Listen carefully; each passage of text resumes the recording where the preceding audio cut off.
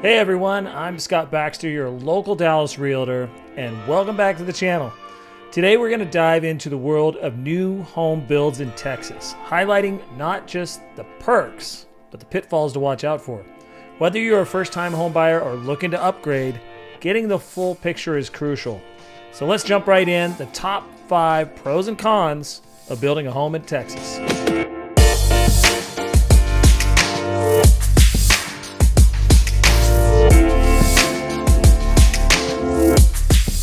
All right, the number one pro for building a house in Texas is you get to choose your builder and you get to choose the design options.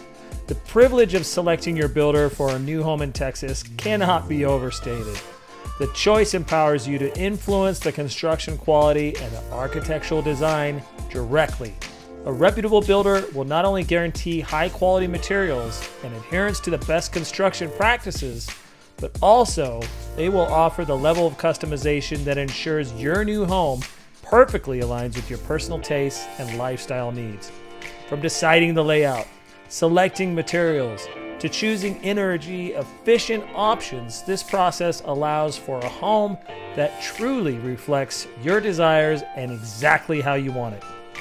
Number 2 pro is the resort style living that Texas offers.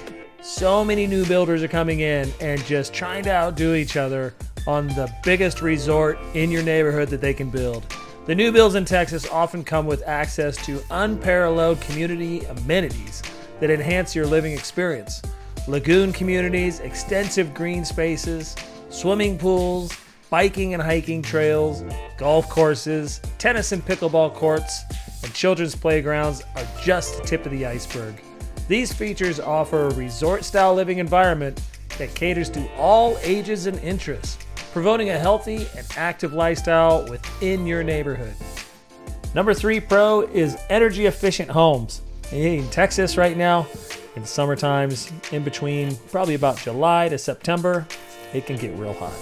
Just want to warn you, it's a little hot during summertime. Not really humid up here in the Dallas area.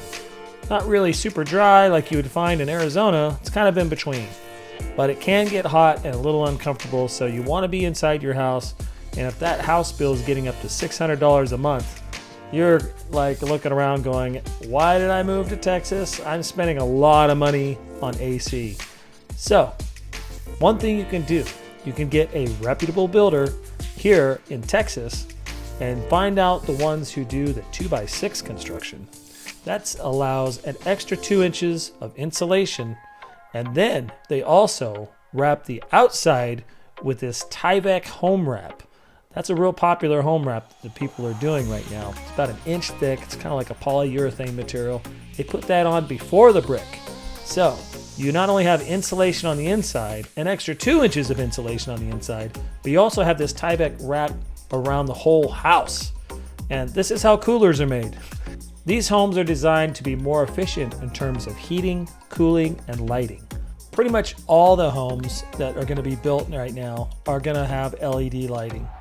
Now, some of these builders will also put in all the wiring and everything in the roof for solar. So if you're ready to go for solar, it's just plug and play. So there's a lot of options that you can have here in Texas when you build a new home.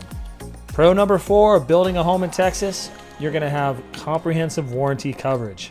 On these new homes, they come with a tiered warranty coverage offering peace of mind from day one. This includes warranties that cover workmanship and materials for the first year, systems like HVAC and plumbing for 2 years, and structural integrity for up to 10 years.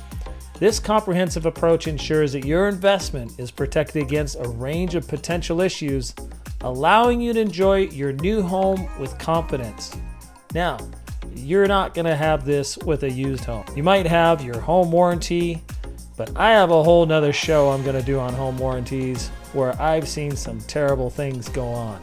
So I'm really not a big fan of the home warranties for the used houses, but for the new homes, it's just like a car. You get the warranty from the builder, from the manufacturer. That's a big difference compared to a home warranty on a used home.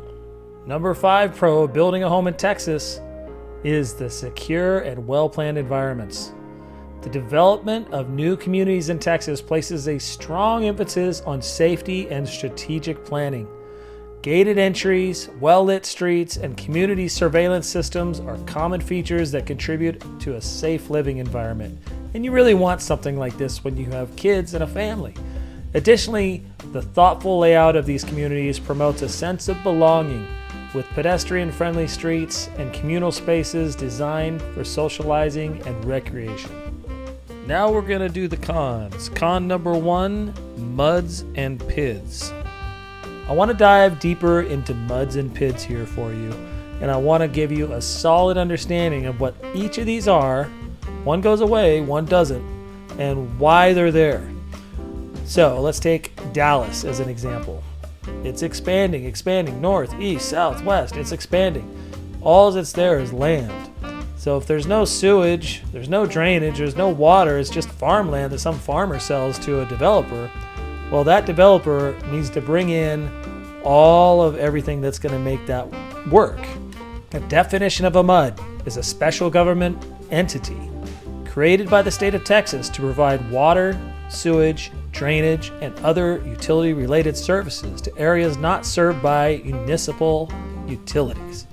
Essentially, it's a way to support infrastructure development in new and developing neighborhoods. How do you finance that infrastructure?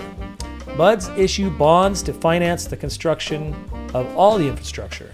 The repayment of these bonds, along with the operational costs of utilities, is funded through taxes levied on homeowners within the MUD. Now, what's the impact on homeowners? If you buy a home in a MUD, you'll pay a property tax that includes this MUD tax. I've seen it about 0.75 on top of regular property tax. It's important to note that this tax is above the beyond regular city and county property taxes, potentially increasing your overall tax burden. So, MUDs will decrease over time. As the infrastructure bonds are paid off, the MUD taxes can decrease. However, this process can take decades, so homeowners should prepare for the possibility of long-term higher property taxes compared to homes outside of MUDs. Okay, let's get into PIDs. What are PIDs? Public Improvement Districts. PIDs are established by a city or county to finance improvements that are beneficial to the community. Okay, this is going to be like sidewalks, parks, recreational facilities. Similar to MUDs, PIDs allow for the financing of these projects through assessments levied on properties within the district. What's your long-term consideration as far as PIDs? Unlike MUD taxes, PID assessments are typically tied to the cost of the specific improvements and can expire once the improvement costs are paid off. This means that, theoretically, the additional financial burden of a PID assessment could go away, offering a clearer endpoint to the extra payments. MUD's going to be there for a long time. Do they ever go away? We'll never know. This is just another reason that you should have representation before you go out. MUDs and PIDs. If you overlook this, you're going to have a payment going on for years that you might not have seen before. So always check for MUDs and PIDs. It's not a bad thing. It's just how neighborhoods are built. You know, somebody's got to pay for it, and a lot of times the town can't afford to pay for it. So they make everybody else pay for it that comes in and buys. Number 2 con for building a home in Texas are going to be HOA fees. You know, they're everywhere. Everywhere you build, there's going to have an HOA, it seems. But I haven't really seen these giant payment options like $500 a month that you'd get in like a downtown Dallas or something. On these outskirts on the new builds, I'm seeing pretty good HOA payment schedules. I'm seeing like $1,350 a year for a whole lagoon community. I'm seeing at tops probably about $225 a month, and generally about just over $100 a month. So depending on where you go, obviously, and what community you're in, but usually HOAs aren't that much, but they'll at least offer you a pool, hiking trails, kids playground, and such.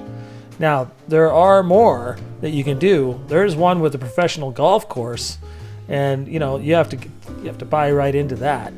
But other than that, HOA fees aren't that bad. Con number 3, property tax. Now, Texas recently has lowered property taxes. They know that everybody here can't afford these uprising property taxes with everybody else coming in and bringing up the values of the homes. So they have done this statewide. Now, one thing you might not know about Texas is the Texas homestead exemption. Okay, you ready? Let's dive into this one.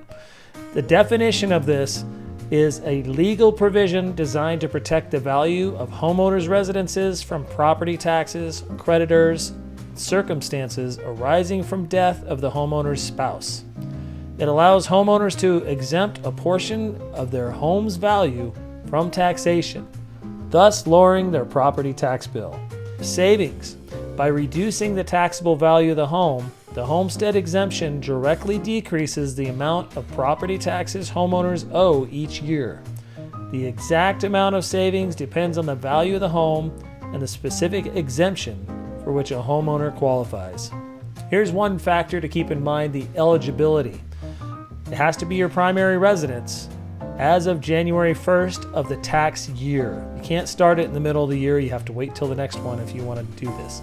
The homeowner must occupy the home on this date to be eligible for the exemption for that tax year. Number 4 con are weather-related construction delays. You know, this has an impact on build time. When springtime comes around, sometimes there's a lot of storms coming through, a lot of rain, and they just can't pour the foundation when the ground's that wet. And then the wind comes up and it gets a little crazy here in the springtime, in the Dallas area at least. So if you're gonna build a house, I suggest getting it early as possible. Right now it's the beginning of February. Still a good time to build a house, but I really wouldn't wait too long. School here starts in August 4th, beginning of August, first week in August. So if you want that 6-month build time between now and August, and if you might run out of time, and you might be staying in like an Airbnb or a hotel while your kid goes to school. You just moved here and it's not the most comfortable situation. But if you don't really have time to build a house, they have what's called spec houses at each of these communities. And this is why you need somebody like me on your side to represent you, to give you all these little secrets and insider tricks. If you don't have time to build a home, get one of their spec homes. Spec homes sometimes are the best deals on the planet to get. They're like $100,000 less. I've seen this just last week. Somebody backed out. They don't want to sit on it. It's just costing them money. So they ditch the price and it's a 30-day close and boom, you have a house in the neighborhood you want. So contact me below if you're interested in a spec home or if you're interested in being represented for a new build. I know a lot around Dallas. I know a lot of the builders. I know a lot of the neighborhoods, and I'm here to help you on that. Con number 5 for building a new home in Texas would be insurance implications. Your homeowner's insurance just might go up every single year, depending on what hailstorms have gone through this whole neighborhood, your neighborhood. I know when a hailstorm comes through and the whole neighborhood has to get their roof replaced, your insurance is going to go up. Ours went up $2,000 after we made a claim the next year. So homeowners insurance and roofs here are no joke. You got to keep that in mind. Keep a little bit extra in the bank for it because you don't want to get caught with not enough money to replace your roof. All right, folks, that wraps up our journey today through the world of new build homes in Texas. We've covered a lot, from the thrill of designing a home that's just right for you to the vibrant communities waiting to welcome you. But remember, navigating this terrain comes with its own set of challenges, from crunching those numbers to playing the waiting game as your dream home becomes a reality. Now here's where I come in. It's crucial to have someone in your corner, making sure you're represented every step of the way. As your guide, I'm here to ensure that your journey to home ownership is smooth, clear, and exactly what you envisioned. So if you're stepping into the exciting world of new builds, let's talk about how I can represent you, ensuring your interests are front and center. If today's chat has sparked some ideas, or if you're just beginning to dream of a new home, smash that like button, subscribe, and ring that bell. We've got plenty more deep dives and insightful discussions coming your way. And remember, In the world of real estate, having a knowledgeable ally can make all the difference. Until we meet again, take care of yourselves and never stop chasing that dream home.